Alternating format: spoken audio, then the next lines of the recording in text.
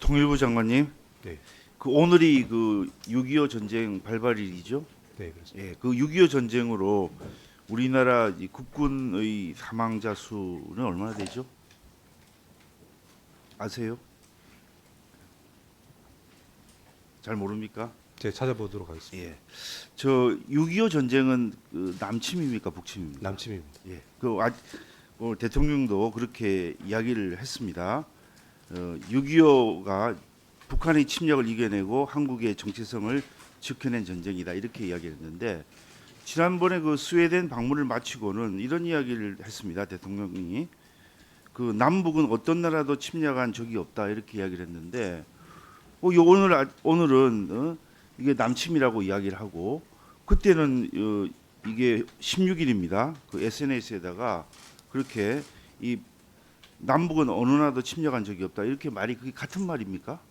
다른 말 아니에요. 이거 서로 이해가 안 되는 말 아닙니까? 남과 북은 나라와 나라 사이 관계가 아니라고 생각합니다. 무슨 나라와 나라 사이 관계에 그 떠나서 침략을 한 적이 있다 없다 거기만 한번 생각을 해보세요. 남북이 침략을 한 적이 없다 이렇게 말을 했지 않습니까 오늘 아침에? 근데 그 전에는 스웨덴에서 말할 때는 그 남북이 어떤 나라 침략한 적이 없다 이렇게 이야기했는데 오늘은 또 남침이라고 이렇게 이야기하고 이게 말이 같은 말이 아니에요. 그 인식에 좀 문제가 있는 거 아니에요?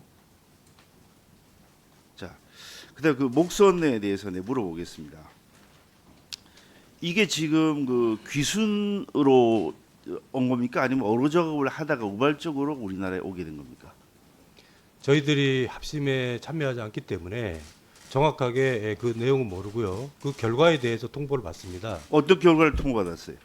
두 명은 돌아가겠다고 그리고 두 명은 남겠다고 하는 결과입니다. 이게 준비한 여러 가지 물건들이 지금 있습니다. 보면은 그 당장 엔진이 달려 있는 선박에다가 그 안에 이제 식량도 있고 식수도 넣어놨고 이러면 물론 오로 작업을 일시적으로 하긴 했습니다만은 근데 이런 전체적으로 보면은 이거 처음부터 귀순 목적을 가지고 왔을 거로 이렇게 추정을 하고 있어요. 그런데 온 사람을 4명 중에 2명을 신문도 뭐 아주 간단하게 시간만 채워가지고 한 2시간인가 하고 뭐 며칠 있다가 보냈습니다만은 그렇게 2명은 남고 2명은 보내고 이런 예가 있습니까? 예, 그런 사례가 나중에 이거 조사를 적지 해서 않습니다. 만약에 문제가 있으면 통일부 장관 책임을 지겠어요? 네, 그런 사례 적지 않습니다. 뭐 4명 왔는데 자, 한 명 왔을 때 보세요. 귀순 목적으로 왔다면은 처음부터 4명이 짝을 지어서 그렇게 안 오지요. 아예 자기들이 귀순 목적이 생각이 없었다고 한다면 2명은 처음부터 남고 2명만 오지. 어떻게 오면서 그럼 의사가 바뀌었다는 겁니까?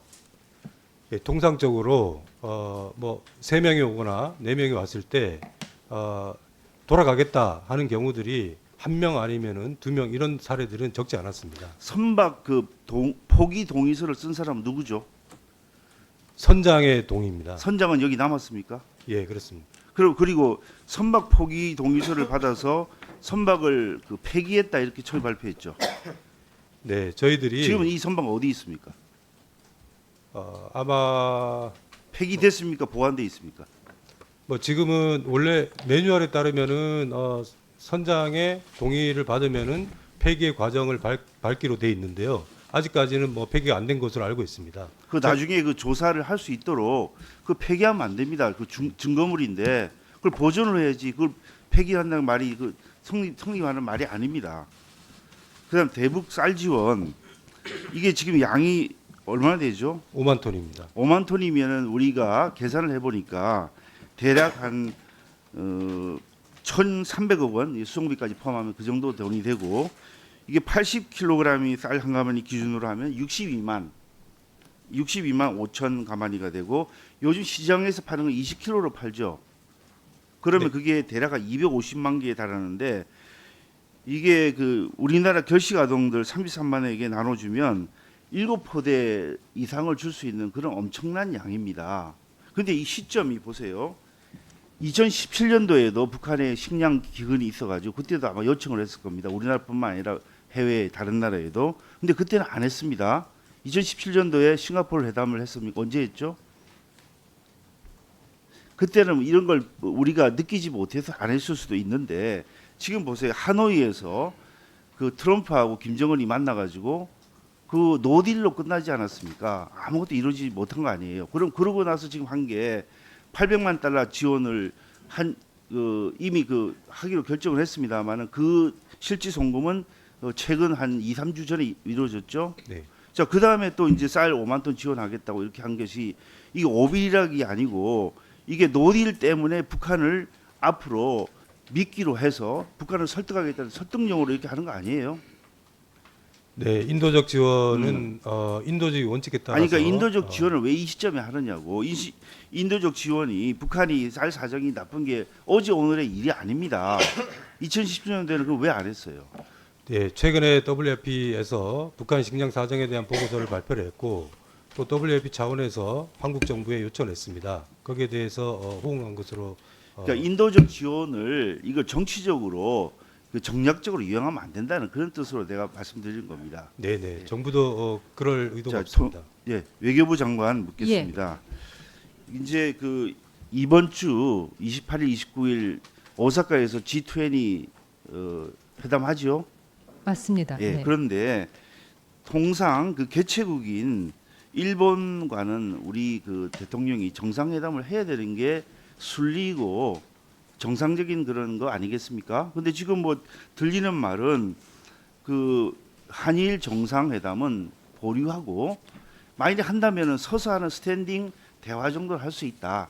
이렇게 이야기하고 있는데 이런 예가 이전에 있었습니까? 나 처음 듣는 일뿐만 아니라 지난번에 일본 가서 우리가 일본의 분위기를 확인했더니 너무나 안 좋아가지고 적어도 문재인 정부와는 대화를 할 수 없다는 그런 생각을 가지고 있는 것을 확인을 했습니다.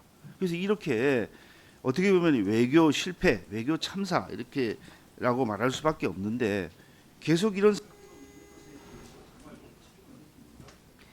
예, 외교부 장관으로서 그 외교 과제가 안 풀릴 때 대해서는 물론 책임감을 느낍니다만 그 G20 계기에 우리 정상께서 주최국과 정상회담을 꼭 하신 건 아닙니다. 한 반쯤은 과거의 G20을 보면은 반쯤은 하셨고 또 반쯤은 안 하신 걸로 저희가 파악을 하고 근본적인 있습니다. 문제를 이야기합시다. 근본적인 문제는 지난번에 우리 대법원에서 했던 강제징용공 판결 때문에 그것이 이제 좀 있으면 신일본 제철이 가지고 있는 포항제철 주식에 대한 매각 배당금에 대해서 이제 강제 집행이 곧 아마 실시가 될 겁니다.